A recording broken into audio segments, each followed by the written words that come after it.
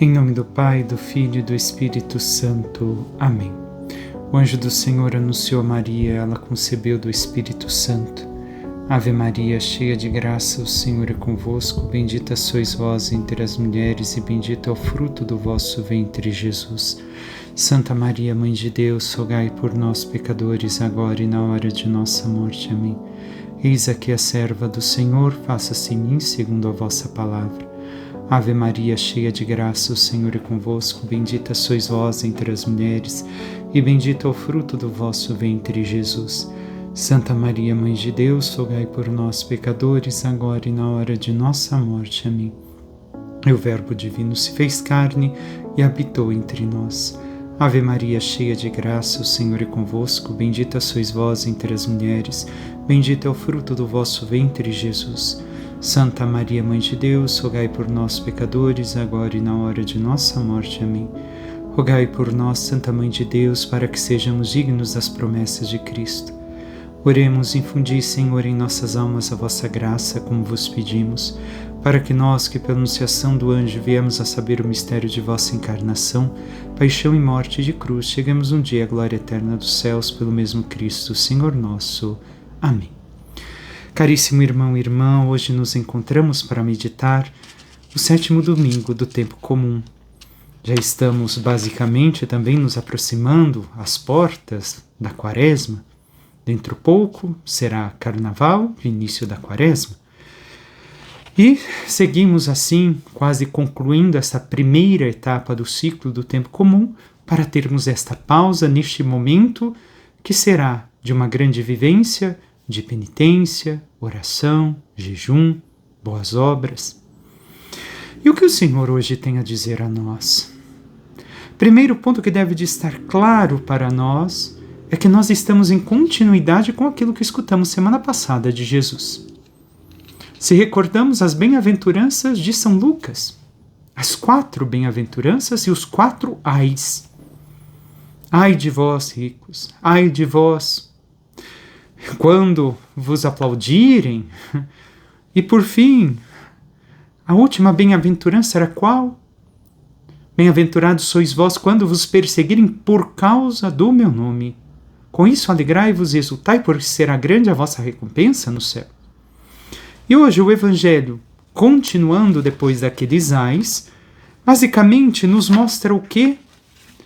Nos mostra que devemos de estar preparados, pois iremos incomodar aqueles que não vivem o Evangelho e não querem viver. O simples fato de buscarmos a santidade e vivermos plenamente o que Jesus nos pede e nos ensina será um incômodo para muitos que não estão na mesma linha de Deus, na mesma linha do Senhor, nos ensinamentos de Jesus, não estão nesse mesmo, como poderíamos dizer, nesse mesmo andar que nós estamos, no caminho, no percurso da salvação. E é isso que o Evangelho de hoje vai nos apresentar. E Jesus vai nos ensinar coisas que talvez sejam claras para nós, mas não tão claras assim. E a segunda leitura nos dá onde encontrarmos forças para praticarmos aquilo que está no Evangelho e que está também na primeira leitura, com o fato que vai ser proclamado, e vamos ler. E lemos assim a primeira leitura sempre à luz do Evangelho. Como o Evangelho de hoje também será lido à luz da cruz de Cristo, da sua paixão e morte. Comecemos na primeira leitura, 1 Samuel 26. Aqui devemos de ter presente que é o último encontro de Davi com o rei Saul. O último. Não haverá mais nenhum encontro. Somente depois da notícia da morte do rei. Então Saul está perseguindo aquele que o serviu com total lealdade. Nunca o traiu. Nunca quis para si o trono do rei, apesar de já ter sido ungido o próximo rei de Israel. Davi não falhou na sua lealdade. E escutemos. Saul ficou com ciúmes, com inveja do rei Davi, e por isso começa a persegui-lo porque tem medo de perder o seu trono. tem medo de perder aquilo que construiu, entre aspas, com sua própria força, porque foi o Senhor que também ungiu o rei. Escutemos a leitura. Saul pôs-se em marcha e desceu ao deserto de Zif. Vinha acompanhado de 3.000 homens, escolhidos de Israel para procurar Davi no deserto de Zif. Davi e Abisai dirigiram-se de noite até o acampamento e encontraram Saul deitado e dormindo no meio das barricadas, com sua lança à cabeceira fincada no chão. Abner e seus soldados, que auxiliavam aqui o rei Saul, dormiam ao redor dele. Abisai disse a Davi: Deus entregou hoje em tuas mãos o teu inimigo. Vou cravá-lo em terra com uma lançada, e não será preciso repetir o golpe. Mas Davi respondeu: Não o mates. Pois quem poderia estender a mão contra o ungido do Senhor e ficar impune? Esta primeira parte nos mostra uma cena. Saul, totalmente protegido, entra no acampamento Davi com um de seus homens, somente um. Deus fez cair um sono profundo sobre Saul e seus soldados. Porém, Davi, aqui tendo a oportunidade e tendo seu servo envolvido pelo jogo na iniquidade, tendo a oportunidade de matar o rei Saul, não o faz. Não quer tomar o trono para si. Sabe que a vida e a morte pertencem a Deus e que Deus vai assim pagar a cada um conforme os seus méritos, conforme suas obras. E Davi não quer atacar o ungido de Deus assim como ele é. Aqui tem muita coisa importante já para ver em sintonia com o evangelho que vamos meditar e escutar. Nós temos nos deixado vencer pelo jogo da iniquidade pagando o mal com o mal?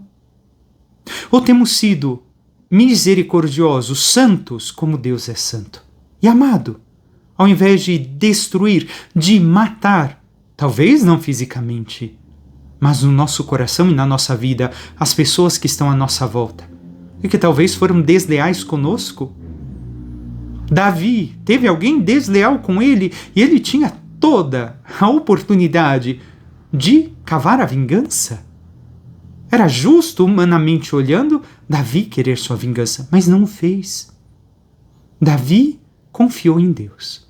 Davi continuou amando Saul, apesar de Saul ter sido infiel para com ele, seu servo, não reconhecendo sua fidelidade e sua lealdade, sendo desleal com Davi, querendo a morte de Davi. E nós? Temos sido como Davi? Ou como o servo de Davi, desejando o mal aos demais, desejando a morte aos demais, e não confiando em Deus, e não sabendo perdoar e amar aqueles que nos traíram, que foram desleais, que foram infiéis para conosco? Aqui quero recordar uma frase de Chesterton que vem tanto para este texto como também para o evangelho que hoje escutamos. Chesterton diz: Jesus diz, amai os vossos inimigos. Talvez porque os nossos inimigos um dia foram nossos amigos. São a mesma pessoa. E esta é a realidade. Os inimigos de hoje eram os amigos ontem. Assim é a vida. Mas nós temos amado essas pessoas? Seguimos o texto. Então Davi apanhou a lança e a bilha de água que estavam na cabeceira de Saul e foram embora. Davi atravessou para o outro lado, parou no alto monte, estou pulando um trechinho do texto, deixando um grande espaço entre eles. Davi disse: aqui está a lança do rei, venha cá um de teus servos buscá-la. O Senhor retribuirá a cada um conforme a sua justiça e a sua fidelidade. Pois ele havia te entregue hoje em meu poder, mas eu não quis estender a mão contra o ungido do Senhor. Davi entendeu que, se matasse Saul, ele teria cometido mais que uma vingança. Ele teria cometido uma grande ofensa a Deus. E temeu ofender ao Senhor Deus, e não o fez, porque queria ser agradável a Deus. Queria amar a Deus, ser o servo misericordioso de Deus. E aqui vemos o rei misericordioso Davi, que imita a misericórdia de Deus em seus atos, como vai imitar depois no seu reino. E assim, nós vemos ungido do Senhor. Quem é ungido do Senhor? Se todo ser humano tem o sopro de vida de Deus, porque a alma dada pelo Espírito Santo, a vida dada, mas também ungido pelo batismo, nós temos respeitado os ungidos do Senhor. Não somente os padres, os bispos, o Papa, mas a todos. A todos que o Senhor criou.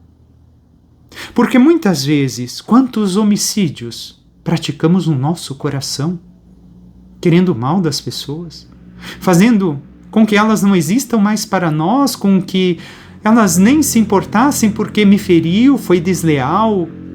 Somos assim. Matamos as pessoas no nosso coração e na nossa vida. Passemos brevemente pelo Salmo. O refrão diz: o Senhor é bondoso e compassivo. E mais adiante diz: o Senhor é indulgente, é favorável, é paciente, é bondoso e compassivo. Não nos trata como exigem nossas faltas, nem nos pune em proporção às nossas culpas. Deus é misericordioso para conosco. Se fosse nos tratar como nós merecemos, não estaríamos mais aqui, nem o céu mereceríamos. Mas Deus, na sua infinita misericórdia e amor, nos dá oportunidade atrás de oportunidade para que nós mudemos de vida e vivamos os seus mistérios, a sua santidade e alcancemos a glória dos céus. E o temos feito, meu irmão, minha irmã, ou não? Ou não temos aproveitado esta experiência, como diz ainda o versículo anterior do Salmo, pois Ele te perdoa toda a culpa e cura toda a tua enfermidade. Não temos aproveitado o perdão do Senhor, a bondade, a misericórdia, a indulgência para conosco. E se Ele é assim para conosco, o Evangelho nos diz o quê? Que nós devemos imitá-lo. Somos chamados a ser iguais. Como disse, o Evangelho está em plena consonância com o Evangelho da semana passada. Não se desconecta. Porque inicia ainda dizendo: naquele tempo disse Jesus a seus discípulos: a vós que me escutais. Então, a quem Jesus falava semana passada? Aos discípulos. E também a todos aqueles que estão em torno de Jesus, toda aquela multidão que está ali presente. Jesus está falando: a vós que me escutais. Em continuidade, demonstrando como vivermos as bem-aventuranças que nos apresentou em Lucas. Ou como o cristão deve de viver as bem-aventuranças. E aqui também devemos de ter presente para nós algumas coisas, já nesta frase, a vós que me escutais, eu digo. Tenhamos claro uma coisa, que o problema não é a dificuldade de fazer tudo aquilo que Jesus pede neste Evangelho de hoje. A dificuldade é de escutar o que Jesus diz, de ouvir o que Jesus ensina e ouvir o que o Senhor tem a me oferecer. E por isso eu pratico o que Ele me ensina. Nós temos escutado Jesus e praticado o que Jesus nos pede. Escutemos o que nos diz hoje. Este primeiro trecho que vamos meditar tem 4 imperativos e tem mais ao longo do Evangelho. Então o imperativo é a ordem, 4 ordens, 4 imperativos para nós que escutamos Jesus, que estamos na igreja, que vivemos os mistérios, que escutamos sua palavra. Primeiro, amai os vossos inimigos e fazei, segundo, fazei o bem aos que vos odeiam. Terceiro, bendizei os que vos amaldiçoam. E quarto, rezai por aqueles que vos caluniam. 4 imperativos. Se olhamos para nós, parecem coisas impossíveis de viver. E são impossíveis se nós não vivemos à luz da fé. Um homem, uma mulher que não tem fé, que não conhece Deus, não consegue conceber essas coisas. Quer viver segundo o quê? Segundo uma razão humana. E Jesus já começa com um primeiro imperativo de modo sobrenatural. Porque amai, no texto que é traduzido do grego, os textos gregos encontrados, não é a questão de filéu, mas sim agapau, que é ágape, que é caritas, caridade, que é o amor do alto, o amor sobrenatural. Jesus está falando que não é um amor simplesmente de amigo. Amigo nós podemos ter. Jesus não está dizendo que não podemos ter amigos, hein? Recordemos, Jesus tinha como amigos, já não vos chamo servos, mas amigos. Recordamos isso aos discípulos, aos apóstolos. Então, amigos são aqueles que nós temos, como diz hoje a linguagem, um feeling. Que nós temos alguns parâmetros, algumas coisas que nos sentimos bem e identificamos com a pessoa e queremos sua amizade, porque pensam coisas semelhantes em relação à fé, às virtudes, à moral. Esses são os amigos. E esse nós amamos segundo o amor filéu. Mas Jesus está falando aqui no amor agapau, na caridade. Então está dizendo caridade aos vossos inimigos. E o que é amor agapau? Que diz São Paulo, já expliquei tantas vezes, mas não custa recordar mais uma vez, ágape, caritas, significa a experiência de Deus, o amor de Deus na minha vida, tão profunda que eu tive e tão grande, que Deus me perdoou, me amou, eu que era inimigo dele, como diz São Paulo, por conta dos meus pecados. Nós todos somos inimigos de Deus. Muitas vezes somos, toda vez que pecamos, nos tornamos inimigos de Deus. E quando estamos em pecado mortal, somos inimigos clássicos, verdadeiros de Deus. Então, por sentir este amor que Deus me deu, eu que antes era seu inimigo, e por viver esta experiência da graça na minha vida, o que eu faço? Agora eu também devo de viver esta caritas, esta experiência que Deus teve para comigo, para com o meu irmão, aqui neste caso para com o meu inimigo, que era o amigo de ontem. Recordemos, mais uma vez, Chesterton. O inimigo de hoje era amigo de ontem. E nós temos este amor, caridade para com os nossos inimigos, onde nós queremos o seu bem, a sua salvação. Apesar de tudo que possa nos ter feito, ainda queremos a sua salvação. Recordemos, Jesus era amigo de Lázaro, Marta, Maria, os apóstolos e tantas pessoas próximas. Mas ele não era amigo de Herodes, não era amigo de César, não era amigo de Caifás. Porém, os amava da mesma forma, mesmo sendo seus inimigos, os amava. E o que quero dizer isso? Que os amava porque queria que eles se salvassem. Sigamos, segundo imperativo, fazei o bem aos que vos odeiam. Aqui, mais uma vez, é a vida sobrenatural. É o bem que nós devemos de fazer sem pensar em quem estamos fazendo o bem. E nós devemos de recordar aqui mais uma coisa, que nós não devemos de nos questionar e nunca nos arrepender do bem que fizemos. Mas será que estão me fazendo de idiota de novo? Não importa. Importa o que eu fiz o bem. E muito menos esperar o reconhecimento. Poxa, eu fiz o bem para a pessoa e nem me reconheceu, nem me ama. Que isso? É fazer o bem sem olhar a quem? Sem esperar nada em troca. E aqui é forma gratuita. Como vamos ver, mais adiante aparece justamente esta questão da gratuidade. De graça recebestes, de graça deveis dar, não está no texto. Mas é a gratuidade que deve de realizar cada gesto. E muitas vezes, muita gente, eu fiz o bem para fulano, para Beltrano, sempre fui uma pessoa boa, mas nunca me reconheceram, nunca deram nada em troca. Espera aí, você fez o bem para ser reconhecido? Para ser amado em troca? Então que bem é esse? O bem deve de ser gratuito. Não importa, não vai me reconhecer? Eu continuo fazendo o bem. Não desisto de fazer o bem. Não me arrependo de fazer o bem, porque isso é da minha natureza cristã. Bendizei os que vos amaldiçoam, que é bem dizer. Bem dizer é falar bem, abençoar aqueles que vos maldizem. É dar a vida àqueles que te desejam a morte. Jesus está sendo claro aqui para nós. Mesmo quando as pessoas querem o nosso mal, nós queremos o bem dela. Por quê? Porque fazer o bem e desejar o bem te retorna o bem. Fazer o mal e desejar o mal te retorna o mal. Se você amaldiçoa aquela pessoa, recordemos outra frase de Jesus na Bíblia. Se você amaldiçoa e aquele irmão, aliás, quando fala da bênção, se você abençoar e a pessoa não é digna da bênção, a bênção retornará a você. A mesma coisa a maldição.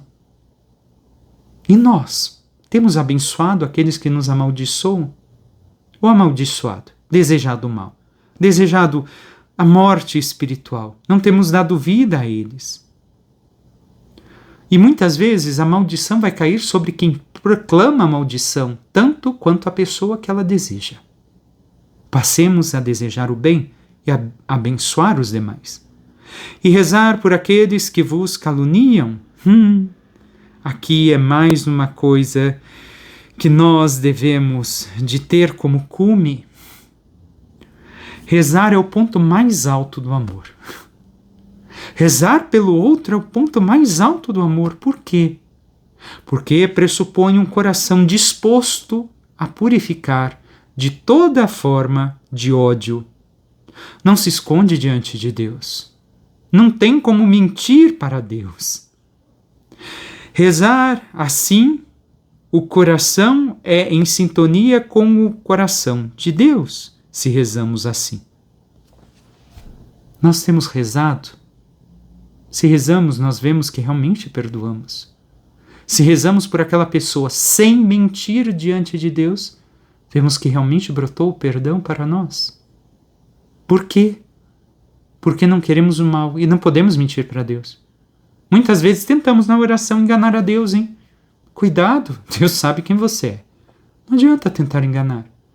Seja aquele que você é e peça a transformação daquele que você é em Cristo.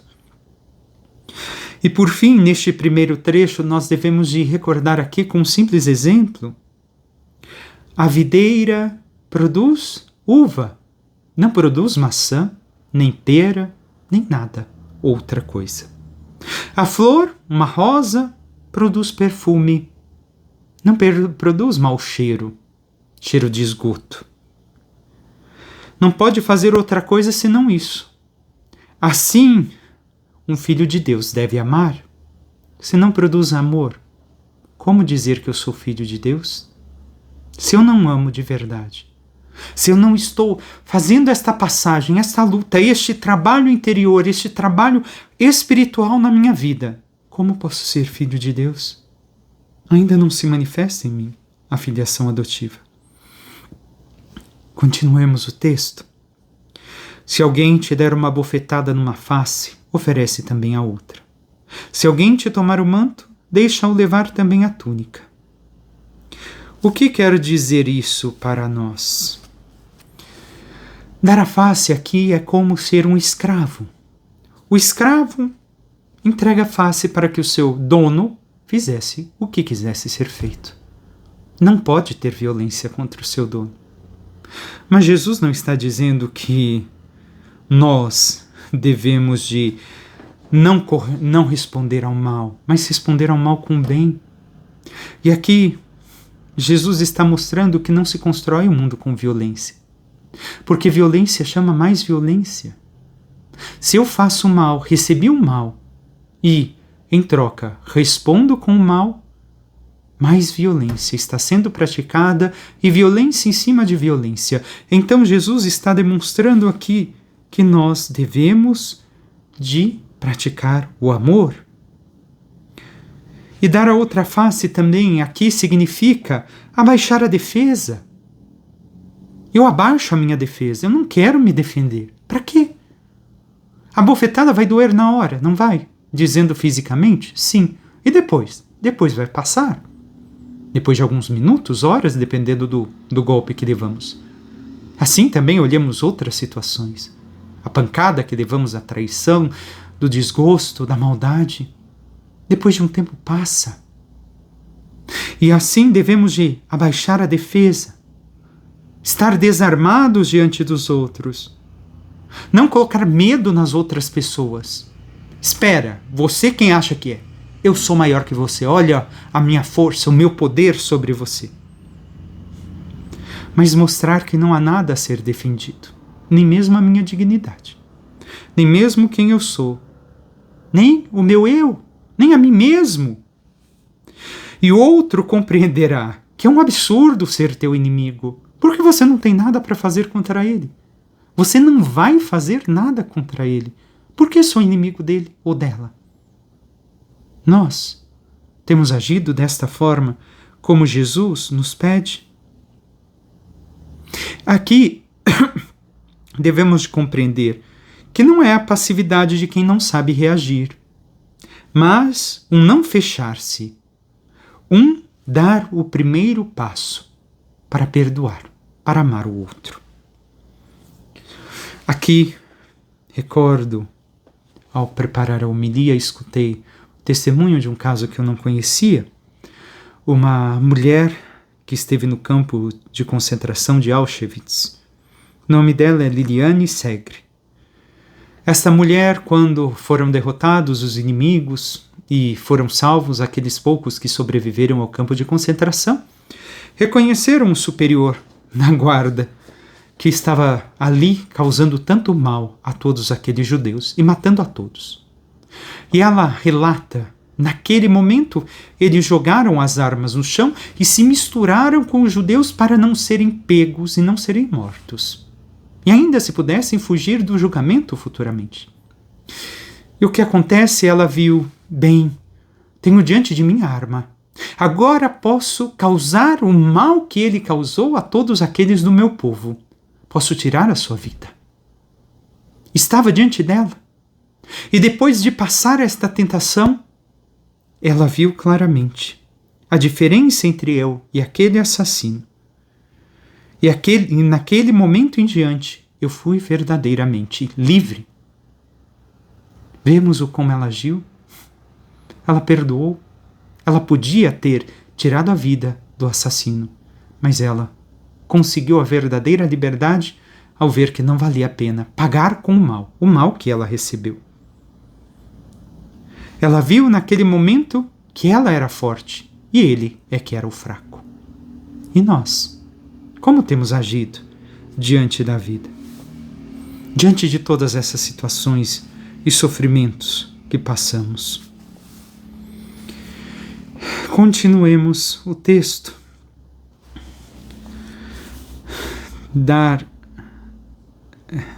Aqui, ao dizer, se alguém te tomar o manto, deixa-o levar também a túnica, já me levou isso. O que mais quer me levar? Então, leve o que quiser levar. Eu não quero perder a minha paz. É isso que eu tenho que ter presente em mente. Quer tirar minha dignidade? Os bens? Aquilo que eu tenho, minhas amizades? Desde que não tire a minha paz em Deus, eu não me importo. Toma. E se fosse alguém que te pegasse aquilo que te pertence, te roubasse verdadeiramente, e você encontrasse na rua passando necessidade, ainda assim você ofereceria a túnica? É isso que Jesus quer simbolizar. Toma, não necessito. Toma, sacia a tua necessidade. Não preciso disso para ser feliz. Segue Jesus. Dá a quem te pedir. E se alguém tirar do que é teu, não peças que o devolva. O que vós desejais que os outros os façam, fazei-o também vós a eles. Aqui, mais uma coisa que Jesus nos pede. O fazer aqui é justamente graça, gratuidade. Nós devemos de entender que o discípulo de Jesus jamais deve de fazer uma injustiça. Sempre praticar a justiça, a santidade, o amor. Se alguém tomar do que é teu, não peças que o devolva. Leve. Não quero. Seja livre do apego às coisas, às pessoas, às situações, aos trabalhos. Quanta gente apegada ao trabalho, e quando perdeu o trabalho, que era tão apegado, sua vida perdeu sentido. Por quê? Porque o que deveria de se apegar, que é Deus, não se apegou. E nós temos feito isso? E fazer aos outros aquilo que queremos que faça a nós é que tudo aquilo que queremos que seja feito para nos ajudar a chegar ao céu, à glória de Deus. Não é simplesmente financeiramente, não, mas é aquilo no amor, caridade, nessa experiência de Deus que nos atos de amor eu pratico o meu irmão, é a minha irmã, eu quero o quê? Ajudar o outro a chegar ao céu. Nós temos praticado gestos, atos assim. Segue ainda Jesus. Se amais somente aqueles que vos amam, que recompensa tereis, que gratuidade, que graça vocês vão receber? Até os pecadores amam aqueles que os amam. Aqui é o amor biológico, e Jesus está falando do amor sobrenatural, da vida do Espírito vivificante que Jesus nos dá, que aparecerá na segunda leitura, e vamos ver somente um trecho breve.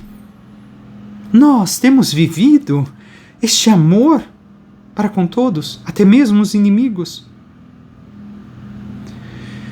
E segue ainda Jesus. E se emprestais somente àqueles que esperais receber, que recompensa tereis? Até os pecadores emprestam aos pecadores para receber de volta a mesma quantia. Nós devemos de ver aqui que Jesus está nos dizendo que ao encontrar o inimigo que nos fez o mal, que te fez o mal, mas agora necessita de mim e de ti, da nossa ajuda, e tem ocasião para fazer o bem a quem te fez o mal. Este amor não vem da natureza humana. Este amor vem da vida divina e não devemos de perder a oportunidade de realizar. Como os mártires, que amaram os seus algozes no final de sua vida, por aquilo que faziam de mal. Nós temos a capacidade de fazer este bem a quem nos fez o mal, porque é a graça divina, é a vida sobrenatural que está em nós, em nosso ser, como a seiva na planta, e age em nossa vida. E ainda, a segunda parte, Jesus quer mostrar o quê? Que não se deve fazer nada esperando algo para si mesmo, nem espiritualmente, mas sempre de forma gratuita. Eu vou fazer isso porque no céu eu quero aquilo. Não, eu vou fazer isso para... Não, eu faço gratuitamente, como Deus faz tudo de forma gratuita para comigo. E nós temos agido de forma gratuita em tudo aquilo que fazemos. Sigamos o texto ainda mais.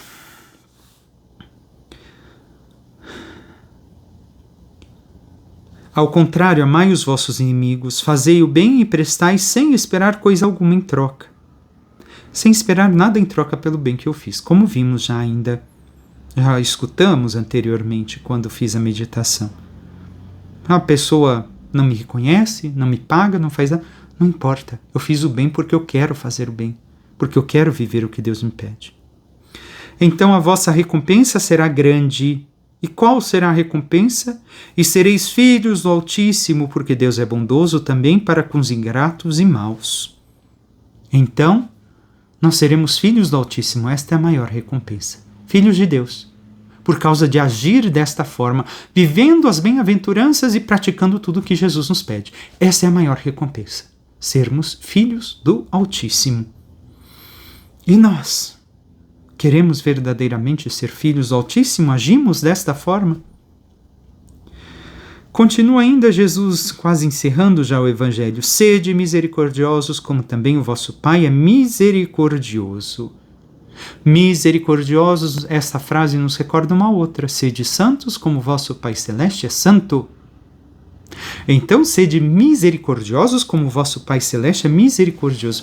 Misericórdia vem do hebraico, que é útero, que somente uma mulher tem.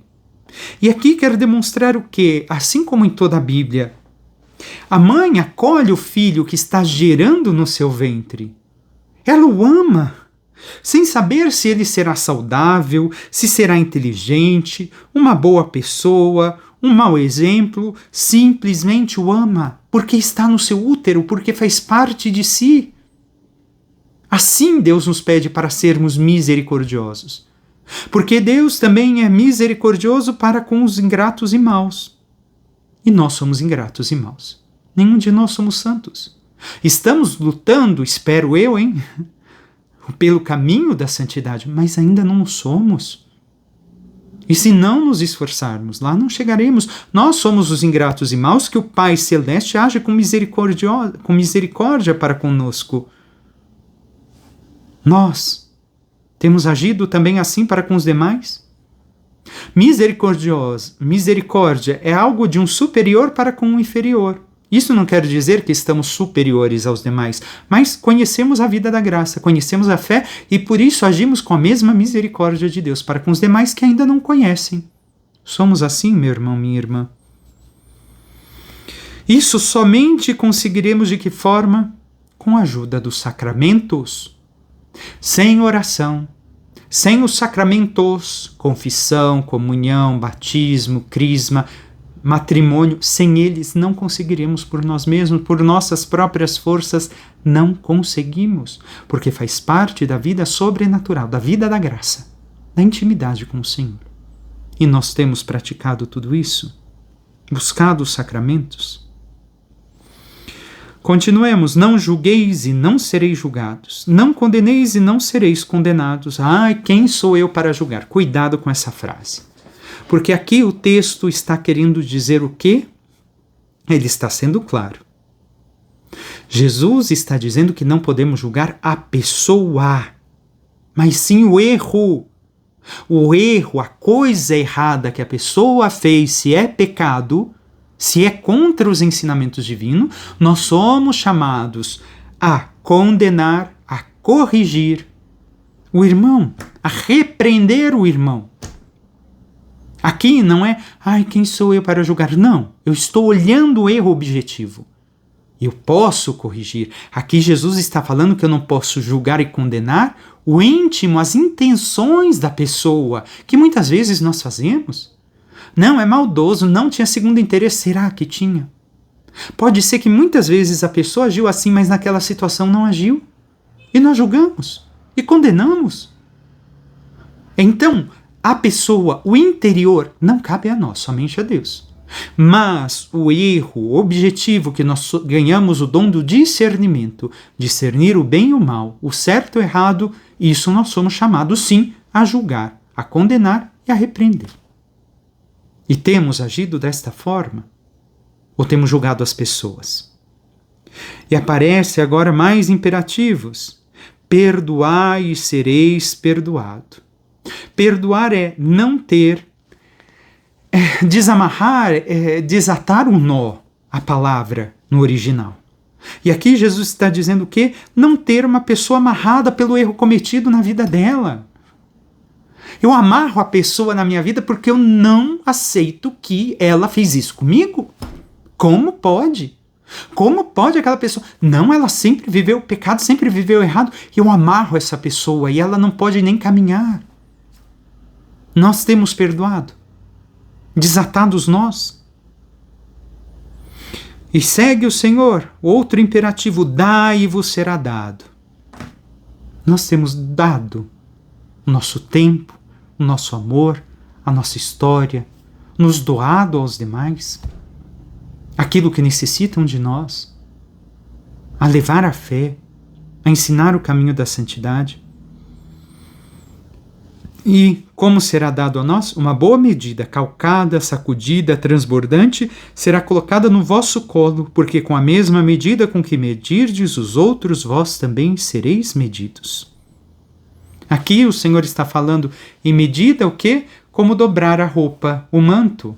Eu dobro aqui, tudo que couber aqui, eu receberei. Então é grande a medida. Eu dei uma moeda, mas eu vou receber muito mais do que eu dei. É isso que Jesus está querendo indicar. Mas, à medida com que medirmos os outros, julgarmos os outros, a pessoa, também nós seremos medidos. Devemos de ver que aqui a semelhança com Deus é proporcional à capacidade de doar o amor gratuito nosso. E nós temos doado o nosso amor gratuitamente aos demais? Somente algum ponto, deixe-me ver se não esqueci de nada.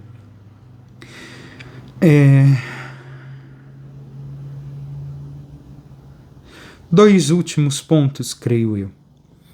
Dois últimos. O mal sofrido não deve fazer nascer em nós o sentimento de vingança, mas a vontade de amar ainda mais a pessoa que nos fez o ato ingrato, que nos fez o mal. E nós chegamos a este ponto como santos e santas. Amar as pessoas ainda mais por causa do mal que nos fez ou queremos a vingança? E por fim, Jesus desarma aqui toda atitude revanchista dos pobres de Cristo, dos anauindos que dependem somente de Deus. Os bem-aventurados não podem ser revanchistas, querer vingança. Não reproduzem o círculo do ódio e agressão, mas sim reproduzem o amor de Deus presente em suas vidas. E temos sido nós assim?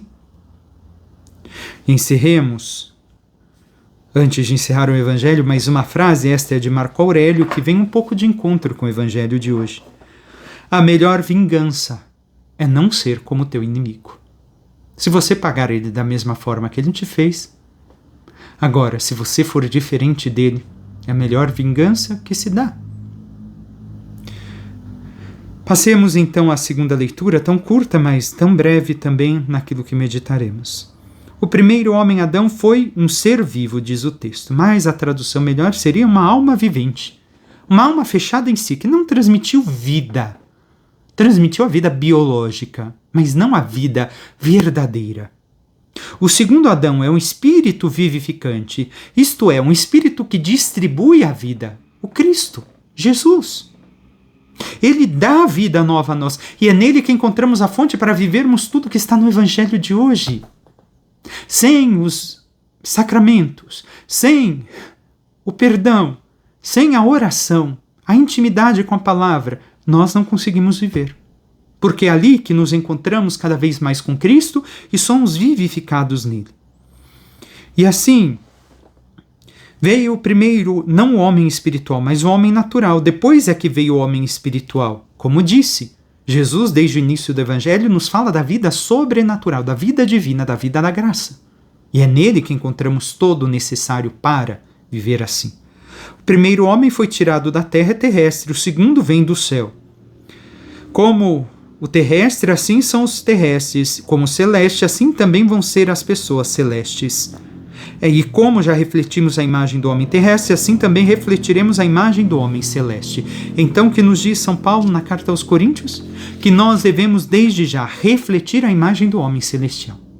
Daquele que devemos ser no céu, dos santos que devemos de ser lá no céu.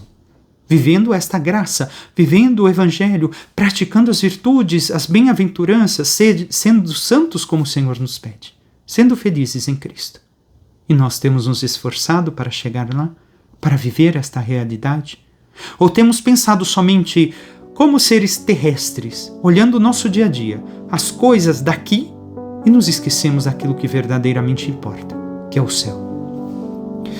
Peçamos à Santíssima Virgem Maria, nossa Mãe, que interceda por cada um de nós e nos ajude a vivermos na verdadeira escuta do Senhor e a colocarmos em prática tudo aquilo que Ele nos ensina, por tudo aquilo que Ele nos oferece, para que, vivendo a santidade, praticando as virtudes, as boas obras e tudo que o Senhor nos leva a viver como seus filhos, possamos merecer um dia participar de sua glória nos céus. Louvado seja nosso Senhor Jesus Cristo, para que sempre seja louvado.